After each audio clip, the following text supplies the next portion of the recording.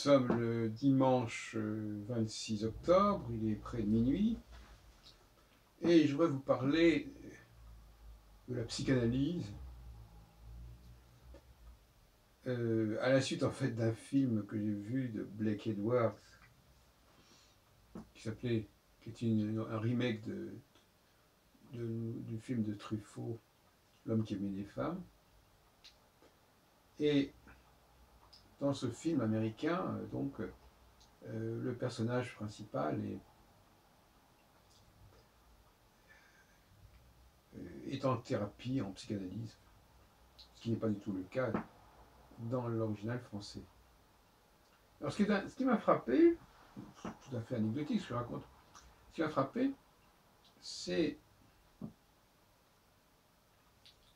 parce qu'on on associe souvent la psychanalyse à la sexualité, c'est la présence du divan, c'est le fait que le psychanalyste reçoive toute une succession de clients, de patients au cours de la journée, et que cela soit tarifé, si on peut dire, et que la durée de la consultation soit dans le film, en tout cas, de 50 minutes. Alors, tout ça est assez frappant parce qu'on se dit, mais est-ce qu'il n'y a pas tellement de différence entre la position du psychanalyste et celle de la prostituée? C'est peut-être des analogies discutables, mais il y a quand même... on peut comparer les deux cas de figure. Une intimité qui est évidente, n'est-ce pas, dans les deux cas, l'intimité psychique, l'intimité physique, dans un cas ou dans l'autre. Et la présence du divan où le patient s'allonge,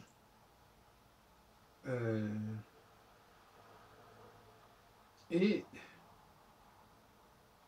on peut se demander comment ce rituel s'est mis en place, s'est constitué.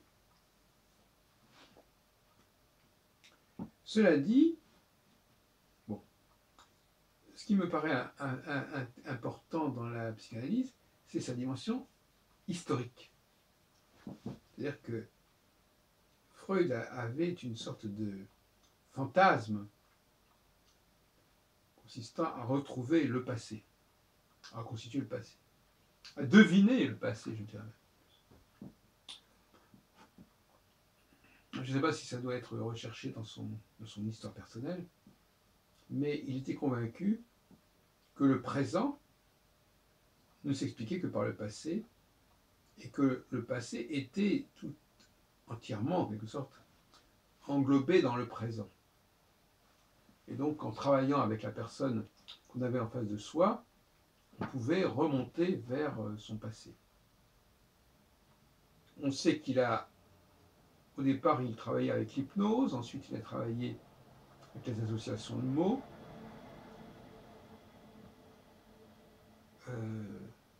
L'idée, c'était de retrouver la trace, les marques du subconscient, de ce qui a été refoulé, de ce qui s'était développé à l'insu de la personne, si on peut dire. Et quand il travaillera sur Moïse et le monothéisme, on aura à peu près le même genre de problématique, c'est-à-dire, à partir de ce que nous connaissons aujourd'hui, peut-on déduire l'origine des choses? Il y a une obsession que je comprends d'autant mieux que je l'ai un petit peu moi-même, d'ailleurs.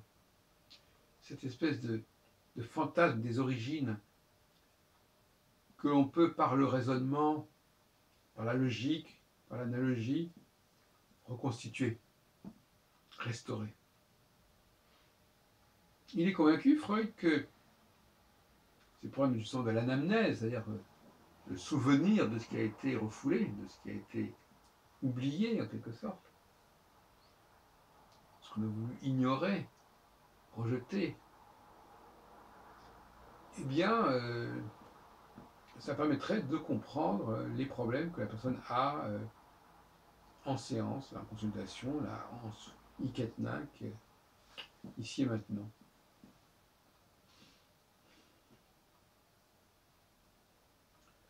D'où la démarche même de la consultation psychanalytique, qui est une démarche historiciste. C'est-à-dire qu'il faut retrouver progressivement, remonter le passé, remonter en amont, remonter vers la source, remonter vers l'origine. Il est évident que si on compare cela à la démarche astrologique, on voit bien que toutes les différences qui ressortent de cette comparaison nous intéressent ici, en fait.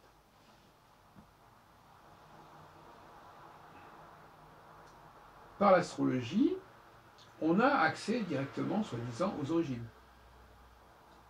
On a accès au thème natal. Et donc le thème natal, c'est le thème d'origine. On a déjà toute une information qui est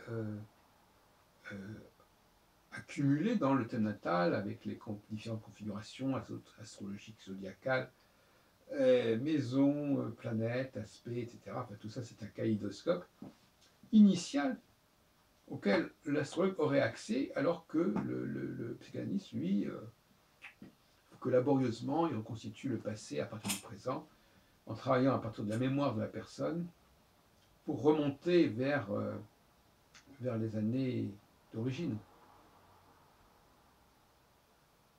En ce sens-là, l'astrologie se veut en concurrence avec la psychanalyse, même si elle lui est bien entendu antérieure de certaine façon. D'ailleurs, beaucoup d'astrologues disent « Ah, mais c'est beaucoup plus simple que le thème que quand on va voir un thérapeute, etc. » C'est leur discours récurrent. Rapidité, on gagne du temps. Et évidemment, il y a des thérapeutes qui carrément ne se privent pas de dresser le thème à l'insu ou pas de leurs clients, de façon à ce que le travail soit déjà mâché. Alors, cette démarche freudienne et astrologique, alors on ne va pas les comparer parce qu'effectivement, la démarche astrologique est plus scientiste, puisqu'elle est fondée sur l'astronomie. Donc, on va remonter au niveau de la naissance et même au niveau de la conception, et puis on va dresser le thème, ce qu'on peut faire grâce à l'astronomie, grâce aux archives et aux annales astronomiques. Et donc, de cette façon, on pourra remonter dans le passé ce que toute science entend faire. Tout scientifique est un historien, quelque part. Tout scientifique est quelqu'un qui, en étudiant le présent, entend connaître le passé. Puisque la science, enfin les phénomènes étudiés, eux, même si on les observe aujourd'hui, ils sont censés avoir existé bien avant. Aucun scientifique ne va imaginer que ce qu'il observe aujourd'hui n'a pas existé auparavant. Donc, il y a chez le scientifique une démarche historienne. Il y a chez Freud une démarche historienne, et il y a chez l'astrologue une démarche historienne. Dans les trois cas de figure, on entend remonter vers le point d'origine. En tout cas, on entend remonter vers le Big Bang, on entend remonter vers le point de départ, appelons ça comme on voudra.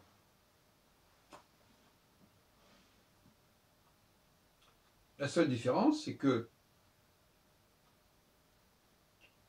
dans le cas de la psychanalyse, il me semble, on ne s'appuie pas sur des faits scientifiques récurrents qu'on pourrait étudier des milliers d'années plus tôt, comme on peut le faire en astronomie. Donc, il serait abusif de dire cela, mais il y a quand même un schéma scientiste dans l'idée de remonter à l'origine. Et donc ça correspond probablement à une conception que Freud a de la science et qu'il entend transposer dans le champ de l'étude du psychisme, dans le champ de la psychiatrie et de la médecine. C'est-à-dire que, effectivement,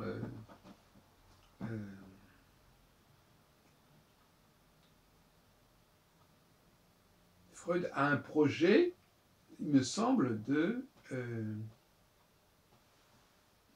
viens de lire l'ouvrage, c'est assez sympathique, de Georg Marcus, Sigmund Freud, Les secrets de l'âme.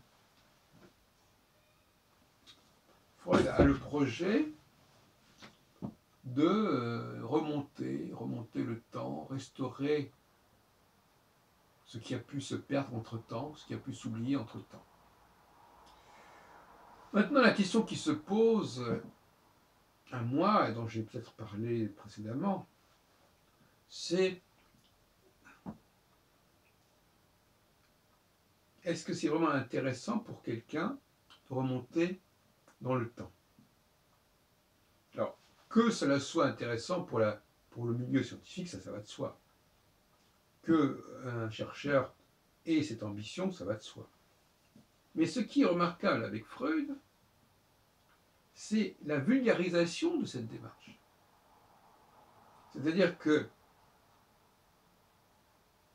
le client, le patient, devient lui-même, est supposé devenir historien.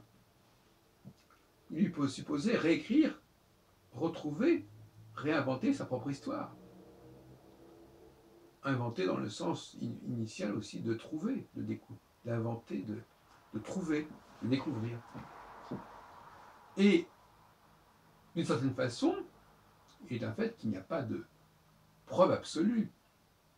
La démarche historienne est une démarche spéculative. C'est-à-dire qu'elle entend retrouver un passé par-delà ce qui ce qui aurait pu nous en être transmis par des archives. Il est clair que dans bien des cas, il n'y a pas d'archives. Et que dès lors, c'est en travaillant sur le présent, sorte d'archéologie du présent, que l'on peut espérer retrouver, reconstituer ces archives qui ne sont plus que des traces. Donc la démarche est historienne, elle est spéculative, comme toute démarche historique est spéculative. Et elle est de l'ordre de la reconstitution de quelque chose qui est absent, qui est perdu, qui s'est envolé, en quelque sorte. Une sorte de paradis perdu, de savoir perdu, qu'il faudrait retrouver, restaurer.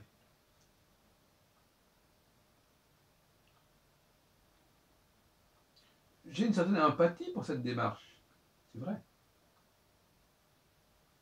Et je crois, ma restriction, elle est simplement sur ce que je viens de dire. C'est-à-dire que je crois fondamentalement qu'il doit y avoir des chercheurs qui travaillent dans cette direction, mais je ne crois pas que tout le monde soit doué pour ce genre de recherche. Non seulement doué, mais qu'il soit à la hauteur de ce qu'on peut en découvrir. J'ai toujours peur, avec des non-historiens, qui s'amusent ou qui s'enhardissent à étudier des documents anciens, qu'ils ne fassent le travail qu'à moitié, qu'ils soient perturbés par ce qu'ils découvrent et ce qu'ils pourraient avoir du mal à relier et à connecter avec des éléments plus tardifs et même des éléments présents. Je crois que se confronter au passé, c'est une épreuve qui est nécessaire pour l'historien, pour le chercheur, dans tous les domaines. Mais est-ce qu'il faut l'imposer à l'homme de la rue? C'est une autre question qui se pose. Alors, dans le cas de l'astrologie, justement, on a une espèce de saut épistémologique, puisque quelque part, ce travail de recherche, il est déjà tout prêt. Il n'y a plus qu'à dresser le thème natal, et puis voilà, on a les éléments. Et c'est un peu ce que disent les astrologues par rapport aux psychanalystes. Ils disent, écoutez, nous, on a tout de suite les éléments. Grâce à cette espèce de convergence, de connivence entre la science dure et la science humaine, qu'est l'astrologie. Parce que, faut pas oublier que l'astrologie, dans l'esprit de beaucoup d'astrologues, c'est fonder les sciences humaines sur les sciences dures. C'est évident. C'est ça leur projet, leur fantasme scientifique. Maintenant, la grande question, c'est, à ce moment-là, on ne parle pas du présent. On fait le contraire. On ne part pas du présent pour connaître le passé. On parle du passé, c'est-à-dire le thème natal, pour connaître le présent. Et ça, c'est une démarche totalement opposée.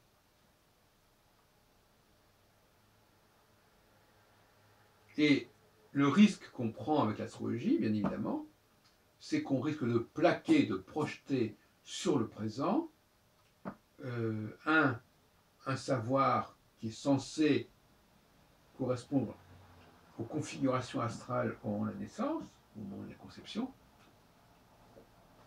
et finalement, on va trouver ce qu'on veut trouver. On va trouver ce qu'on cherche. On va modeler notre regard sur le réel par rapport à notre pattern astrologique. Alors que dans la démarche psychanalytique, qui est plus laborieuse, certes,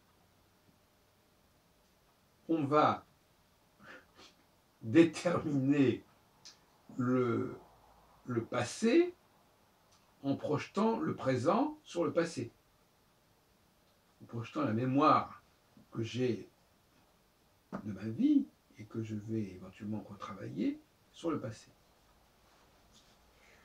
Donc dans les deux cas, on est dans un phénomène de projection. Je réinvente le passé à partir du présent en psychanalyse, ou je reformule le présent à la lumière du passé en astrologie.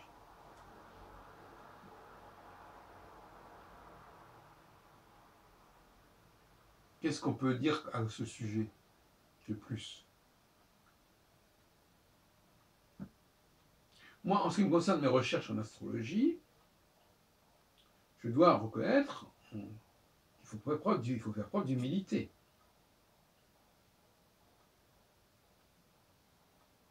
On peut trouver des recoupements, mais on risque de ne garder que ce qui correspond à notre schéma. Le problème est là. C'est pour ça qu'il est préférable de laisser le travail de validation à des gens qui ne sont pas les auteurs du modèle, des gens qui ne sont pas forcément des défenseurs fanatiques de l'astrologie.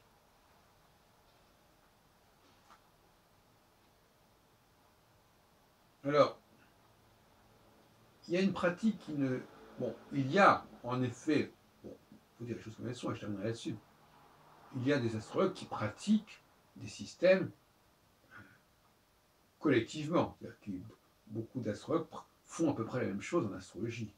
Donc on peut dire quelque part qu'il y a toute une série de praticiens qui appliquent un modèle à peu près identique.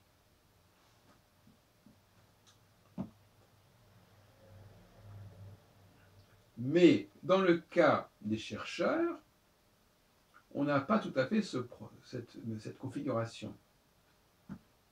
Et le chercheur, le théoricien qui, de lui-même et lui tout seul, va valider son système par ses observations à lui, c'est quand même un peu léger comme modèle, comme problématique.